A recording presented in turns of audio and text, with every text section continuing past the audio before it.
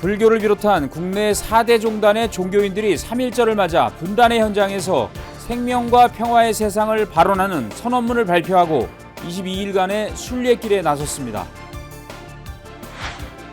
105번째 3.1절을 맞아 만해 스님의 항일 독립정신과 문학정신을 기리기 위한 전국 101장 대회가 많은 학생과 시민들이 참석한 가운데 동국대 서울 캠퍼스에서 열렸습니다. 주한 유럽연합 대사 등 19개 나라 대사들이 지리산 화엄사를 찾아 사찰음식 체험 등을 하며 한국 불교 문화의 매력에 흠뻑 빠졌습니다. 어르신 일자리 창출과 찾아가는 1:1 죽음 준비 교육 등의 사업 계획으로 신노인 문화를 이끌고 있는 불교계 위탁복지시설 서울 종로 노인복지관의 관장 정관 스님을 만나봅니다. 여러분 안녕하십니까? 3월 2일 토요일 BBS 뉴스입니다. 불교와 원불교, 개신교 등 4대 종단 종교인들이 3.1절을 맞아 분단의 현장에서 한반도 평화를 위한 생명평화 순례에 나섰습니다. 4대 종교인들은 생명과 평화의 세상을 발언하는 선언문을 발표하고 22일간의 순례 여정에 돌입했습니다. 첫 소식 유기환 기자입니다. 생명평화순례라고 적힌 녹색 조끼를 입은 종교인들이 105번째 3.1절을 맞아 파주 임진각 평화의 종 광장에 모였습니다. 한반도 분단의 현장 DMZ 지역 생명평화순례에 나선 종교인들은 생명평화 선언문을 낭독한 뒤 힘찬 구호와 함께 순례의 첫 발걸음을 내디뎠습니다. 4대 종단 성직자들로 구성된 2024 DMZ 생명평화순례 준비위원회는 분단의 현장에서 한반도 평화를 발언하는 2024 DMZ 생명평화순례 선포식을 열고 생명평화순례의 대장정에 나섰습니다. 비폭력 저항운동의 시발점이 되었던 독립선언은 증오와 적개심을 기반으로 하는 물리적 투쟁선언이 아닌 더불어 함께 살아가자는 의미의 평화선언이었습니다. 남북분단이라는 미완의 독립은 평화를 통한 완전한 독립의 길로 우리를 재촉하고 있습니다. 생명평화순례는 경기도 파주 오두산 전망대를 출발해 철원 국경선 평화학교, DMZ 생태평화공원 등을 거쳐 강원도 고성 통일전망대에 이르는 DMZ 400km 구간에서 이뤄집니다. 20일 넘게 이어지는 긴 여정이지만 종교인들은 종교 간 경계를 허물고 함께 걸으면서 서로 다름을 넘어 공존과 치유의 마음으로 세상을 변화시키겠다는 의지를 다졌습니다. 우리가 할 수 있는 일들이 뭘까? 라고 이렇게 생각을 해보니까 우리가 가만히 있어서는 안 되겠다. 아마 그래서 이런 아마 순례의 길을 이렇게 준비한 것으로 생각이 됩니다. 우리들과 다름을 함께 나누며 공존하는 그런 경험을 해가는 여정이 될 것 같습니다. 순례단은 순례 기간 동안 평화영화제, 작은 평화음악회 등 다양한 문학 프로그램을 통해 한반도 평화와 생명의 소중함을 알릴 계획입니다. 종교인들은 9.19 군사합의 파기 이후 고조되는 한반도 긴장관계를 완화하고 생명평화를 발언하는 마음을 한데 모아 평화순례의 원만회양을 다짐했습니다. 평화를 위한, 통일을 위한 끊임없는 기도를 저희들은 자신 있게 할 수 있습니다. 그래서 이 평범함이 반드시 우리 역사를 변화시키고 그 일이 반드시 이루어지는 것을 불교계도 자비평화순례 등을 통해 종교 간 화합을 이끌고 평화통일 분위기 조성에 앞장설 것을 다짐했습니다. 이런 시기에 4대 종교가 모여서 같이 마음을 나누기도 하고 또 한 걸음 한 걸음 걸으면서 평안을 기원하는 그 마음이 우리가 더 깊어지고 많아졌을 때 진정한 평화가 오지 않겠는가. 또 남북에 경색되어 있는 이 시기에서 많은 부분이 우리 평화를 기원하는 마음을 기도함으로써 또 나아지지 않겠는가라는 생각을 갖고 있습니다. 생명평화순례는 종교인들이 함께 분단의 현장을 걸으며 한반도 평화를 위한 종교계의 역할에 대해 고민을 나누는 의미 있는 시간이 될 것으로 기대를 모으고 있습니다. BBS 뉴스 유기환입니다. 조계종 원로의원과 총무원장 등을 지낸 원파당 해정대종사의 열반 13주기 추모 달해제가 지난달 29일 충북 괴산 각연사에서 봉행됐습니다.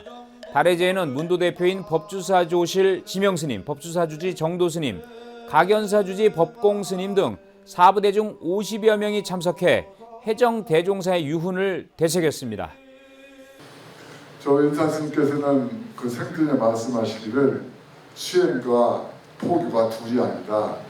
우리 스님들이 수행을 잘하면 그것이 그대로 그 사람들에게 전달되어서 포교가 된다는 말씀을 늘상 해주셨는데, 원파당 해정 대종사는 1953년 금오 스님을 은사로 득도했고 2011년 각연사에서 법납 59세, 세수 79세로 원적에 들었습니다.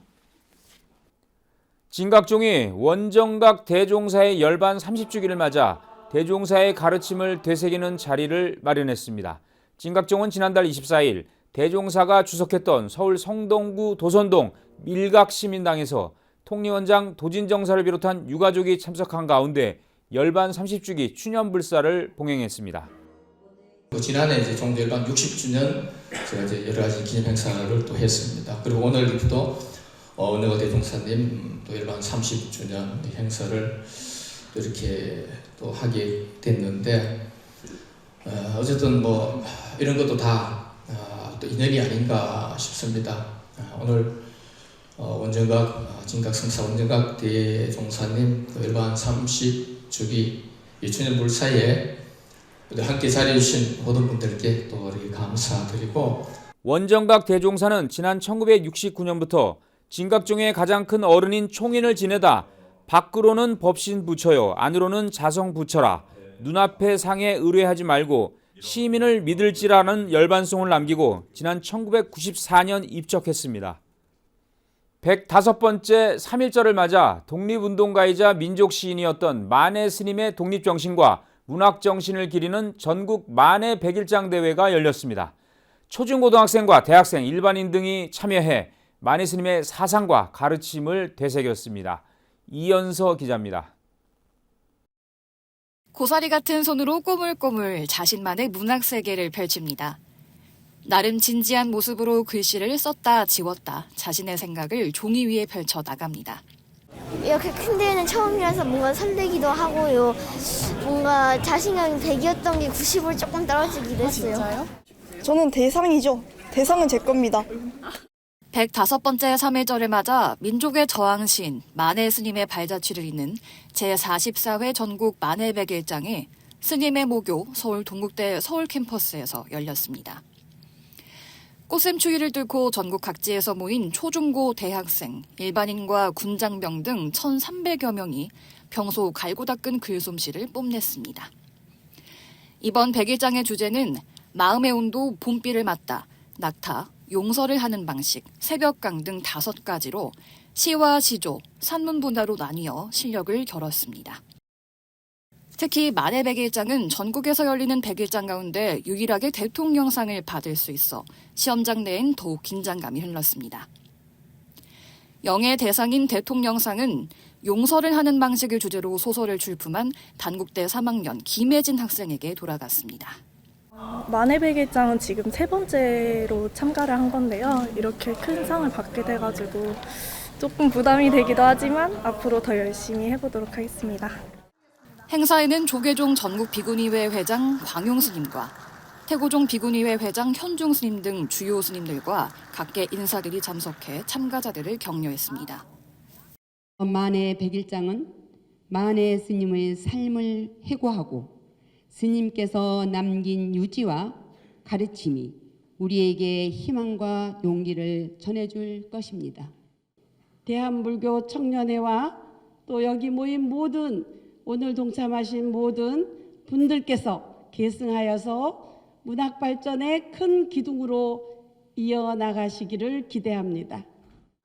만해 백일장 1회 수상자인 윤재웅 동국대 총장도 후학들에게 만해 정신의 계승 발전에 앞장서달라고 당부했습니다.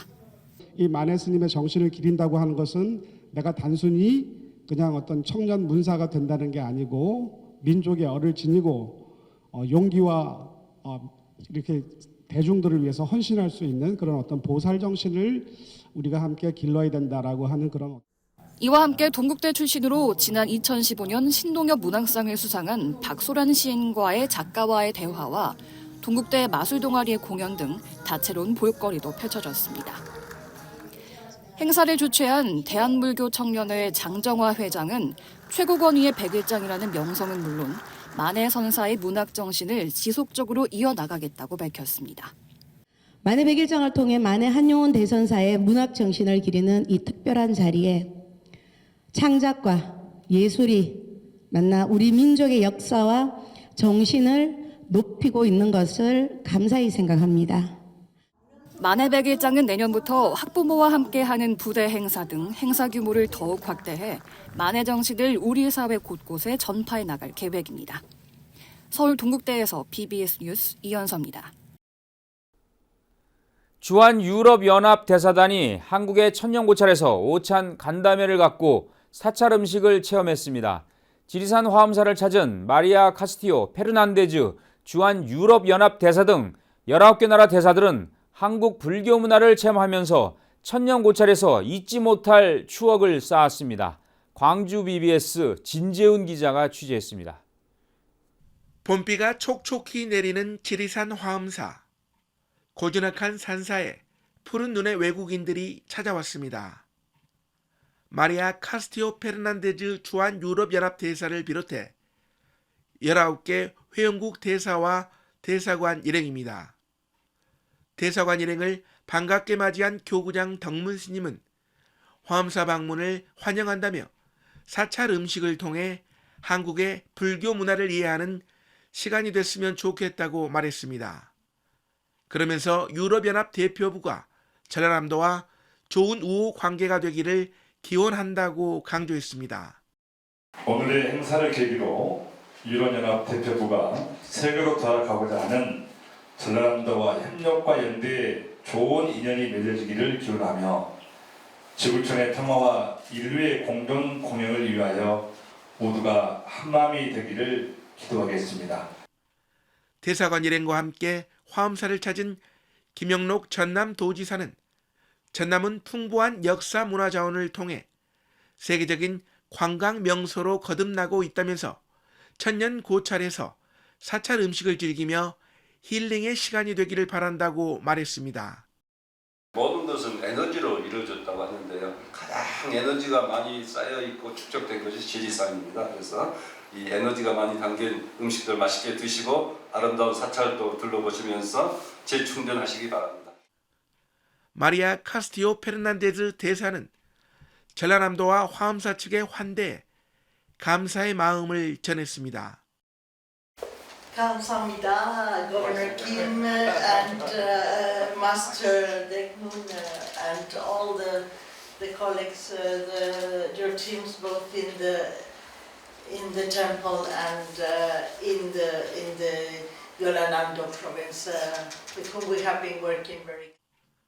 버섯과 두부, 오이 무침 등 인공 조미료 없이 오롯이 자연 재료들로만 맛과 향을 낸 사찰 음식. 대사관 일행은 화엄사 산사의 밥상팀이 준비한 사찰 음식에 매료됐습니다. 이들은 덕문 스님의 안내에 따라 경내 곳곳을 둘러보며 한국 사찰의 아름다운 풍광에 흠뻑 빠져들었습니다. 덕문 스님은 대사관 일행을 위해 화엄사가 미리 준비한 선물을 전달하고 기념 촬영도 함께 했습니다. I think it is for us a big discovery, temple food and temple stay and the very beautiful heritage Yolanamdo has here. It's a beautiful hidden place that can bring a lot of harmony, peace, energy and friendship between Europe and Yelanam province. So we are very happy to be all of the EU ambassadors here today. 한국 불교 문화를 체험한 주한 유럽연합 회원국 대사들, 한적한 산사에서 치유와 힐링의 시간을 가지며 마음의 평온을 얻고 돌아갔습니다. 지리산 화엄사에서 BBS 뉴스 진재훈입니다. 부처님의 가르침을 바탕으로 사회 발전에 기여할 수 있는 우수한 인재 양성에 앞장서온 재단법인 중도 유경재단이 인재불사를 실천했습니다. 중도유경재단은 지난달 23일 전법회관 3층 회의실에서 2024년도 장학증서 전달식을 열고 불교계 종사자들의 초중고 대학생 자녀 108명에게 장학증서를 전달했습니다. 엄철현 이사장은 재단은 중도정신으로 올바른 국가관을 가지고 남북평화 통일정신 함양에 기여할 인재 양성의 뜻을 두고 있다며 지역사회와 국가 발전에 기여할 수 있는 우수한 인재 발굴을 위해 지속적으로 나눔과 상생을 실천하겠다고 밝혔습니다. 중도유경재단은 지난 1993년 12월 엄희섭 전 건영그룹 명예회장의 출연으로 설립한 건영유경재단이 전신이며 1994년부터 초중고 대학생 등 학업 성적이 우수하거나 경제적으로 형편이 어려운 3,000여 명에게 장학금을 후원해왔습니다.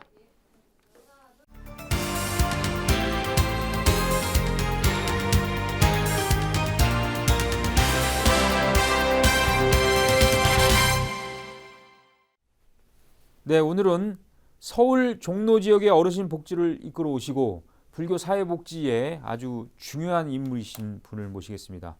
불교계 대표 복지시설 서울 종로 노인복지관 올해로 개관 17주년입니다.